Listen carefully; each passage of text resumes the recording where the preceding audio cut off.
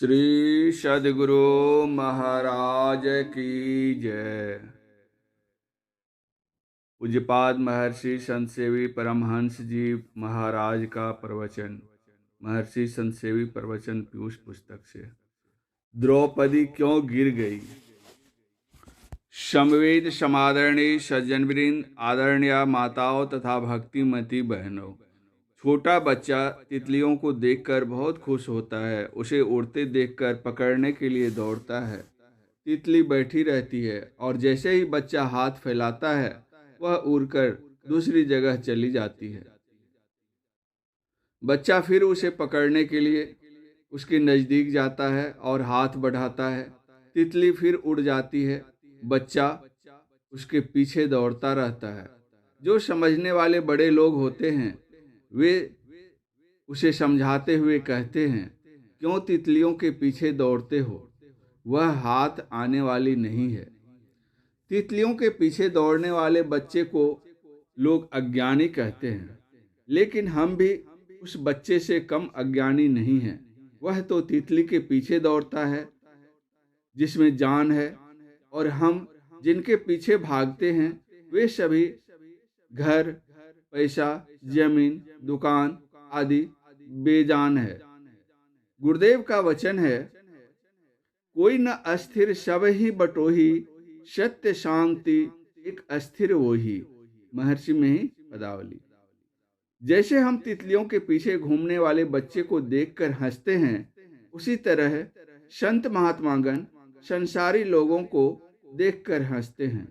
उनमें कुछ तो ऐसे हैं जो सत्संग से दूर हैं, इसीलिए ज्ञानाभाव के कारण भोगों में मस्त हैं।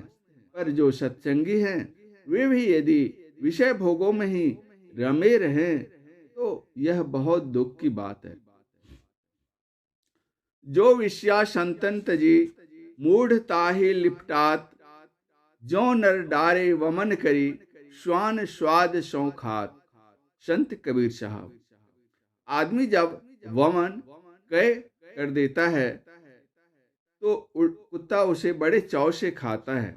उसी तरह संत लोग जिन विषयों को त्याग देते हैं उन्हें हम आनंद से ग्रहण करते हैं। हम लोगों की इस मूर्खता को देखकर संत लोग हंसते हैं। हम उन चीज़ों के पीछे भागते हैं, पसीना बहाते हैं जो आज तक किसी के साथ गया नहीं, फिर भी हम उन्हीं के लिए बेहाल हैं। संतों ने बतलाया है कि बाहर की 10 दिशाओं में भागते रहोगे तो तुम्हारी दुर्दशा होती रहेगी, कभी सुख का मुख नहीं देख सकोगे। इसलिए इन 10 दिशाओं को त्याग कर 11वीं दिशा में बढ़ो। वह दिशा इधर है, बाहर नहीं, तुम्हारे अंदर है। गुरुदेव कहते हैं, आहो भक्त छारो बालक खेल हो, बाहर भरमन बाल खेल जैसन, अभी अंतर धंसु हो।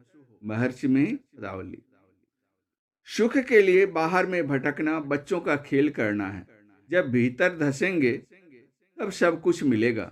जब तक बाहर में भटकेंगे भ्रम में पड़े रहेंगे।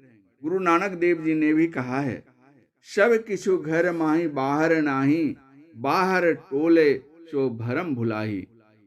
जिनकी आंखें जमीन की ओर रहती हैं वे जमीन को ही देखते हैं, सूर्य, चंद्र और तारों को नहीं देख सकते।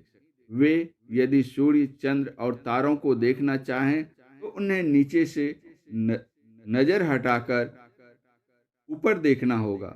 दोनों को एक साथ नहीं देख सकते। दुई की होई एक समय भुआला, हसब हठाई फुलाऊ गाला। कोई तपस्या करते हैं तथा कोई ध्यान योग की साधना करते हैं। इन दोनों में अंतर है। ऐसा होता है कि कुछ ही दिनों की तपस्या से लक्ष्य की प्राप्ति हो गई और तपस्या छोड़ दी, पर ध्यानी के लिए जीवन भर संयम और साधना चाहिए। तपस्या करके परमात्मा को किसी ने प्राप्त नहीं किया। नर रूप, विराट रूप, विश्व रूप आदि का दर्शन कर सकते हैं, पर इससे आत्मदर्शन नहीं होता। मनु शतरूपा ने तपस्या की। भगवान विष्णु प्रकट हुए और कहा कि वरदान मांगो। उन्होंने मांगा कि आपके समान सुंदर पुत्र हो। वे अपने समान कहाँ खोजते, इसलिए राम के रूप में स्वयं प्रकट हुए। भय प्रकट कृपाला, दीन दयाला, कौशल्या हितकारी, हर्षित महतारी, मुनि मनहारी, अद्भुत रूप विचारी, रामचरित मानस बालकांड। दशरथ जी को भगवान के विराट रूप के दर्शन हुए, पर जब शरीर छूटा तो वहां गया जहां गिद्ध, जटायु और रावण सपरिवार गया था। जन्म मरण के चक्र से छूट नहीं सका। साधु महात्मा जंगल में रहकर ध्यान साधना क्यों करते थे? इसके लिए शांत एकांत स्थान की आवश्यकता होती है। इसलिए वे सांसारिक कोलाहल से दूर रहकर जंगलों में ध्यान करते थे। आज हम घर में रहकर ध्यान साधना करते हैं। दिन में 2500 आदमी से बातें करते हैं। किसी से मिलकर प्रेम उत्पन्न होता है और किसी से मिलकर क्रोध भी होता है। जब ध्यान करने बैठते हैं तो यही सोचने लगते हैं कि उसने ऐसा कहा, उसने ऐसा कहा। वहाँ हर्ष विषाद का संकल्प विकल्प होने लगता है, पर जंगल में ऐसा नहीं होता। वहाँ तो कुछ लेना ना देना, मगन रहना, अशांति में रहे और ध्यान में मग्न हो जाए, यह संभव है? असंभव है। ऐसा होता तो गुरु महाराज गुफा में बैठकर साधना क्यों करते? शांत एकांत में बैठकर ध्यान कीजिए, तभी सफलता मिलेगी। शिष्य के अंदर पात्रता हो और उस पर गुरु की विशेष कृपा हो, तब तो कहना ही क्या।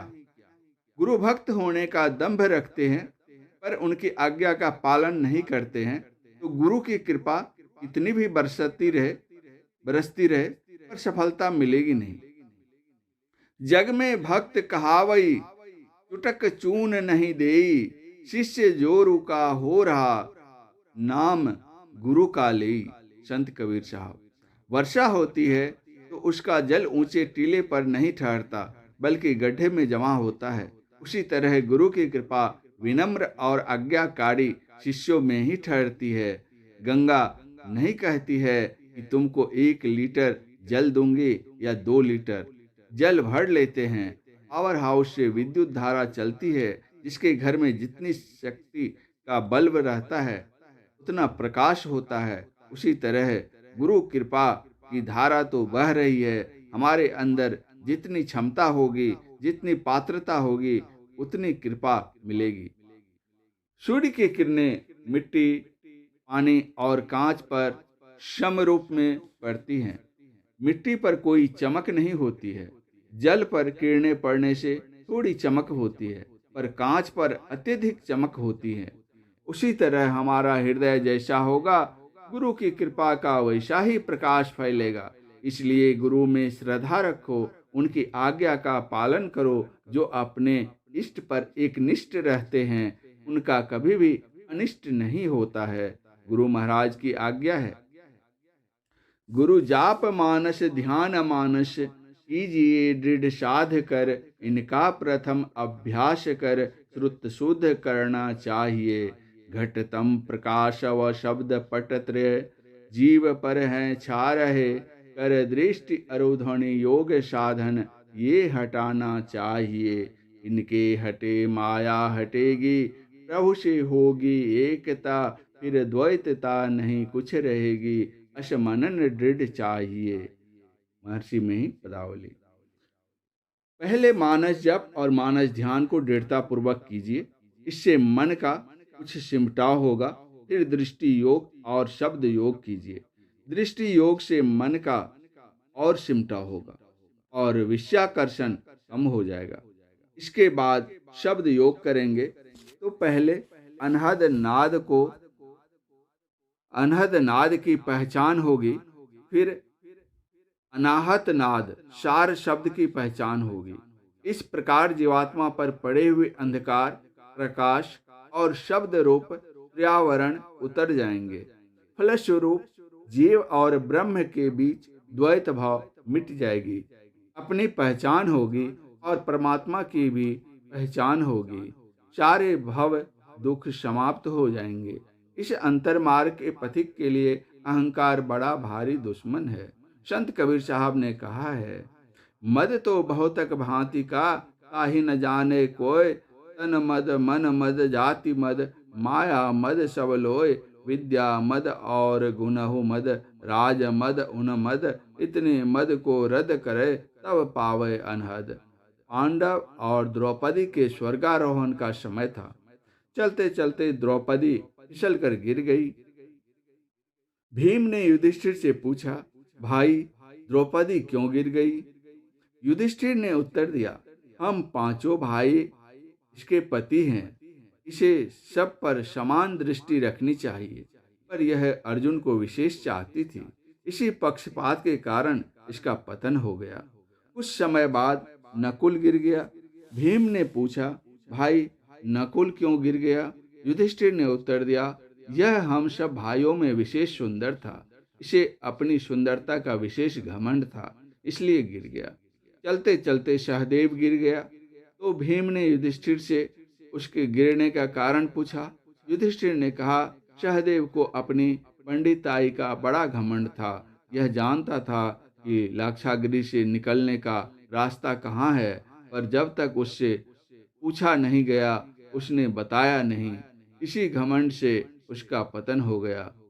कुछ समय बाद अर्जुन गिर गया। भीम ने पूछा, अर्जुन तो बहुत बड़ा धनुर्धर है, यह क्यों गिर रहा है? युधिष्ठिर ने उत्तर दिया, इसने कहा था कि वह 3 दिनों में ही महाभारत का युद्ध समाप्त करेगा, लेकिन युद्ध समाप्त होने में 18 दिन लग गए। इसी झूठ के कारण वह गिर रहा है।